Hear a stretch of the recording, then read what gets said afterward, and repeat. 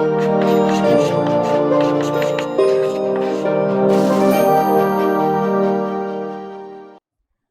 Friends, हम लोगों ने पिछले वीडियो में मोनोपोली को पूरी तरह से समझ करके डिस्कस कर लिया था। पिछले कई वीडियोस में समझा था।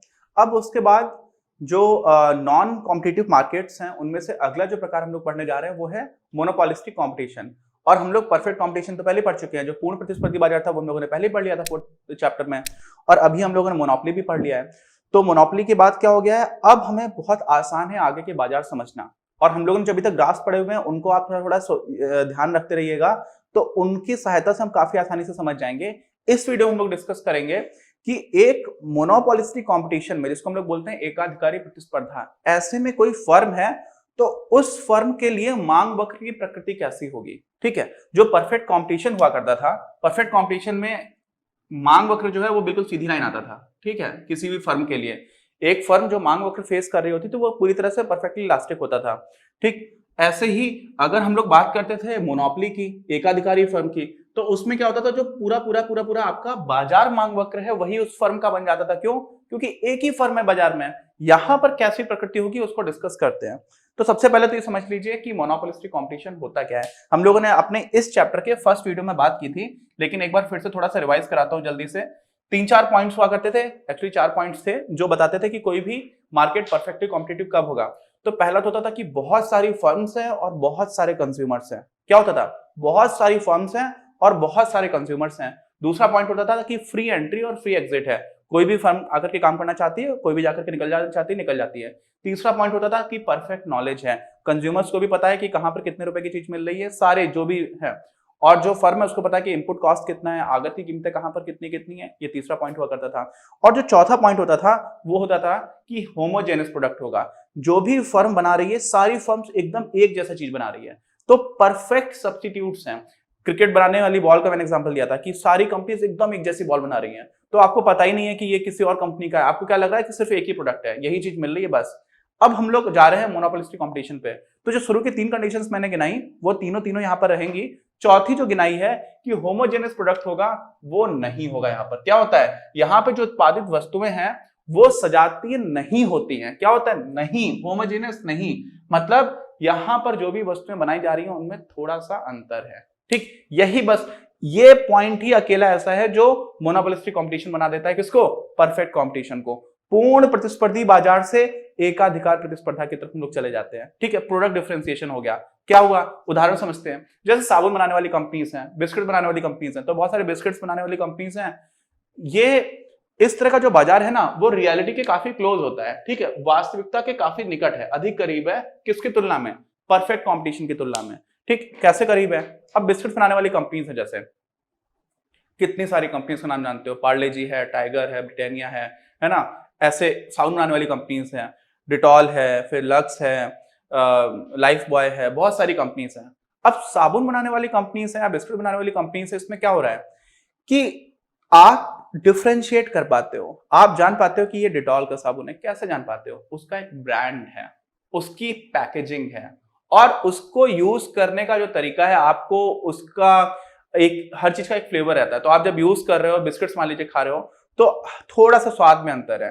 अब मिल्क क्या बोला करते थे उनको, ग्लूकोज बिस्किट्स बोलते हैं। तो पार्ले जी के भी आते हैं और टाइगर के भी आते हैं। दोनों में खाओगे तो कोई बहुत बड़ा अंतर नहीं लगेगा, लेकिन फिर भी क्या होता है, आपकी धीरे धीरे करते करते over a period of time एक लॉयल्टी बन जाती है। एक तरह से आप निष्ठावान हो जाते हो किसी एक ब्रांड की तरफ। तो हो सकता है आपको टाइगर के बिस्किट्स अच्छे लगे, हो सकता है आपको पार्ले जी के बिस्किट्स अच्छे लगे। ठीक है, सिर्फ उदाहरण है, किसी और कंपनी का एक रियल लाइफ उदाहरण देने की बात कर रहा हूं यहाँ पर। तो अभी क्या होगा, जैसे मान लीजिए बिस्किट बनाने वाली कंपनी थी, ठीक है, तो टाइगर और लाइफ पार्ले जी की बात करते हैं, दोनों का ग्लूकोज बिस्किट की बात है। अब ग्लूकोज बिस्किट में क्या होता है ना, आप टाइगर बिस्किट देखते तो उसमें आपको ब्रांड नेम अलग दिखता है, उसकी पैकेजिंग थोड़ी अलग होती है, और उसका स्वाद भी थोड़ा सा अलग होता है। ठीक है, एग्जैक्टली सेम तो होता नहीं है। टाइगर और पार्ले जी आप ग्लूकोज बिस्किट खा करके देखिएगा कभी, तो होगा क्या, हो सकता है कि नहीं हमारे यहाँ तो पार्ले जी आता है, कोई बोलेगा नहीं हमारे यहाँ तो सिर्फ टाइगर बिस्किट ही आता है। ठीक, अब ऐसी स्थिति में अगर पार्ले जी अपना दाम बहुत ज्यादा बढ़ा दे, क्या कर दे, बहुत ज्यादा बढ़ा दे, तो कुछ लोग हो सकता है फिर भी बच जाएं जो बोले नहीं हमें तो पार्ले जी ही चाहिए अभी भी। लेकिन कई लोग ये सोचेंगे यार कि बहुत ज्यादा अंतर तो नहीं है, टाइगर भी वैसा ही है और पार्ले जी भी वैसा ही है, तो पार्ले जी क्योंकि इतना ज्यादा महंगा कर दिया है तो हम क्या करते हैं, टाइगर बिस्किट ज्यादा खाने लगेंगे। क्या कुछ करेंगे, दूसरे ब्रांड की तरफ शिफ्ट हो जाएंगे। तो होता क्या है यहां पर समझिएगा, होता क्या है, पहली बात तो धीरे धीरे एक विशेष ब्रांड के बिस्किट्स खाने की आपको आदत पड़ जाती है, आपकी निष्ठा आ जाती है। लेकिन ये निष्ठा ऐसी नहीं है कि बहुत ज्यादा ही निष्ठावान है कि आप नहीं हम जान दे देंगे हम यही खाएंगे, ऐसा नहीं होता, यहाँ पर रियलिटी है। और यहाँ पर क्या होता है कि कुछ हद तक आप निष्ठावान हो जाते हो कि नहीं हमारे घर में डिटॉल का ही साबुन आएगा, या हमारे घर में पतंजलि का ही आएगा। बाबा रामदेव भी लेकर के आ गए, बिस्किट्स भी बनाए, उन्होंने सब कुछ बनाया, शैम्पू भी है, बिस्किट्स भी है, सब कुछ बना रहे हैं। कोरोनिल भी लेकर के आ गए, जिसको लेकर के काफी विवाद भी हुआ। खैर होता क्या है कि लेकिन अगर कीमत आप एक हद से बढ़ा दो, क्या कर दो, एक स्तर से अधिक बढ़ा दो, तो दूसरे ब्रांड पर कुछ लोग शिफ्ट होते जाएंगे। अब जैसे मान लीजिए उदाहरण है, 10 रुपए का एक बिस्किट है पार्ले जी मान लीजिए, और 10 रुपए का टाइगर मिल रहा था, आपने 10 रुपए से बढ़ा करके 11 रुपए कर लिया पार्ले जी। तो कुछ लोग सोचेंगे यार एक ही रुपए तो बढ़ाया लेकिन हमें पार्ले जी ज्यादा पसंद है, सोच सकते हैं ऐसा। तो ऐसी स्थिति में भी वो अभी भी पार्ले जी कंज्यूम करेंगे। लेकिन कुछ लोग सोचेंगे यार 10 रुपए का था, ये क्यों इन्होंने बढ़ा दिया, अब हम टाइगर खाएंगे। तो जैसे ही पार्ले जी ने अपनी कीमत बढ़ाई, तो पार्ले जी के ही कंज्यूम करने वाले कुछ कंज्यूमर्स को कहां शिफ्ट हो गए, टाइगर की तरफ शिफ्ट हो गए। तो होता ये रियलिटी है। तो अब हो सकता है जिसने 11 पर जो शिफ्ट नहीं हुआ, वही आप बढ़ाते बढ़ाते बढ़ाते बढ़ाते 20 रुपए कर दिया, तो अब सोचेगा नहीं यार अब तो दुगना महंगा हो गया, अब नहीं चलेगा। तो बहुत ज्यादा कंज्यूमर शिफ्ट हो जाएंगे। लेकिन कुछ हो सकता है ऐसे हो कि नहीं हमें तो पार्ले जी अभी भी चाहिए। तो होता क्या है कि अलग अलग लोगों की किसी ब्रांड के प्रति जो निष्ठा है ना, उसकी गहराई अलग अलग होती है। मुझे ब्रांड कोई बहुत ही ज्यादा पसंद है, नहीं मुझे दूसरे पे किसी पे विश्वास ही नहीं है, आप समझ जाए। ऐसी स्थिति में क्या होगा कि जब मुझे ये पता चलेगा कि इन्होंने बहुत ही ज्यादा प्राइस बढ़ा दिया, तब भले ही जाकर के मैं शिफ्ट करूं, अदरवाइज शिफ्ट नहीं करूंगा। तो होता क्या है, यहां से आपको समझ में आना चाहिए कि कीमत बढ़ाते जाओगे जैसे जैसे, वैसे वैसे उपभोक्ताओं का एक समूह है ना, वो अन्य ब्रांड्स पर शिफ्ट करते चले जाएंगे। क्यों? क्योंकि यहां पर अभी भी बहुत सारी फर्म्स हैं, बहुत सारे कंज्यूमर्स हैं, लेकिन प्रोडक्ट थोड़ा सा अलग था। तो थोड़ा सा अलग था, तो परफेक्ट सब्स्टिट्यूट्स नहीं है, पूर्ण स्थानापन्न नहीं है, लेकिन क्लोज सब्स्टिट्यूट्स अवेलेबल हैं, काफी करीब के स्थानापन्न है। ठीक है, आपको दूसरा ग्लूकोज बिस्कुट मिल जाएगा, ये नहीं मिलेगा, समझ रहे हैं आप। तो ऐसी स्थिति होती है। अब क्या होता है, इसलिए जो फर्म का मांग वक्र का करके आता है ना, वो पूर्णतः क्षैतिज नहीं होता, जो मैंने भी आपको बना करके दिखाया था, जो किसमें होता है, परफेक्ट कंपटीशन में। तो परफेक्ट कंपटीशन में पूर्ण प्रतिस्पर्धी बाजार में फर्म क्या करती थी कि उसको तो कीमत जो है उसी पर वो सामान बेच पाएगी, उसको कुछ करना ही नहीं है, और उस कीमत पर वो जितना भी सामान बना करके बेच सकती है। तो वहां पर क्या होता था, सीधी हॉरिजॉन्टल लाइन आती थी, सीधी सीधी एक रेखा आ जाएगी, वही उसका मांग वक्र हो जाता था। किसका?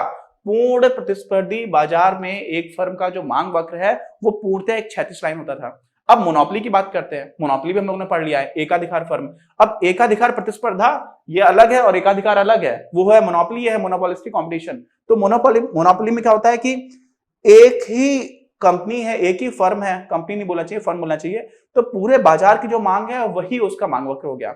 उस फर्म के लिए भी मांग वक्र क्या है, पूरा बाजार का मांग वक्र, क्योंकि कंज्यूमर से बहुत सारे हैं, वो मिलकर के जो मांग कर रहे हैं एक ही फर्म देने वाली है, तो पूरा का पूरा बाजार मांग वक्र ही उसका मांग वक्र हो जाता है। यहां पर ऐसा नहीं है, यहां पर बाजार में तो बहुत सारे उपभोक्ता हैं, कुछ ही आपके पास आ रहे हैं, लेकिन वो कुछ कितना है नहीं पता, और कुछ की दिशा क्या होगी हमें ये पता है कि अगर आपने प्राइसेस कम किए तो वो जो उपभोक्ता थे थोड़े बढ़ जाएंगे आपके, अगर आपने प्राइसेस घटा दिए तो बढ़ जाएंगे, और अगर आपने प्राइसेस बढ़ा दिए, अपने उत्पादन का जो भी आप उत्पादित कर रहे हो, जो वस्तु है उसको आपने महंगा कर दिया, तो वही उपभोक्ता कम हो जाएंगे। ठीक, तो यहां पर भी क्या होगा, डिक्रीजिंग आपको जो कर्व मिलेगा वो भी कैसा होगा, प्राइस, और यहां पर क्या आती है, क्वांटिटी डिमांडेड। तो जैसे जैसे आप कीमत को कम करते जाओगे वैसे वैसे क्वांटिटी डिमांडेड बढ़ेगी, लेकिन ध्यान रखना हॉरिजॉन्टल नहीं होगा, जो आपका किसमें था, प्रतिस्पर्धा, पूर्ण प्रतिस्पर्धा में हुआ करता था, और साथ में पूरे बाजार का मांग वक्र आपका मांग वक्र नहीं होगा, है ना। तो ये बात हमको कुल मिलाकर के समझनी है। इसका मतलब क्या होगा कि मोनोपोलिस्टिक कंपटीशन में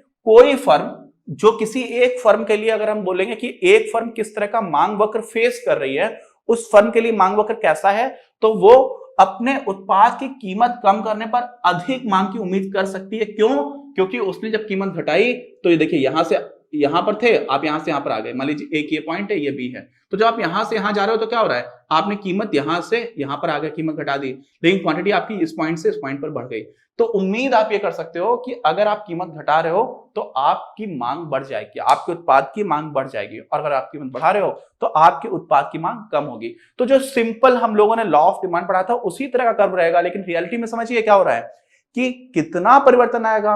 अगर आपकी ब्रांड लॉयल्टी बहुत ही ज्यादा है तो लोग बहुत कम शिफ्ट होंगे, आप कीमत बढ़ा दोगे फिर भी, तो कितना इलास्टिक होगा। हम लोगों ने इलास्टिसिटी पढ़ी थी, लोच कितनी, मांग वक्र की लोच क्या होगी।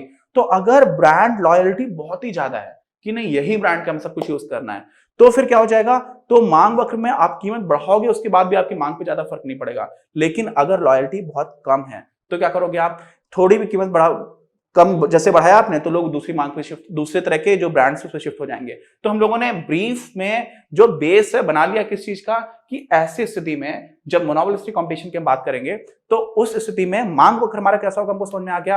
अब हम तुलना ये करेंगे कि संतुलन जब होगा, संतुलन में क्या हम लोग देखते थे कि इक्विलिब्रियम प्राइस क्या रहेगा और इक्विलिब्रियम क्वांटिटी क्या रहेगा, उसको देखा करते थे।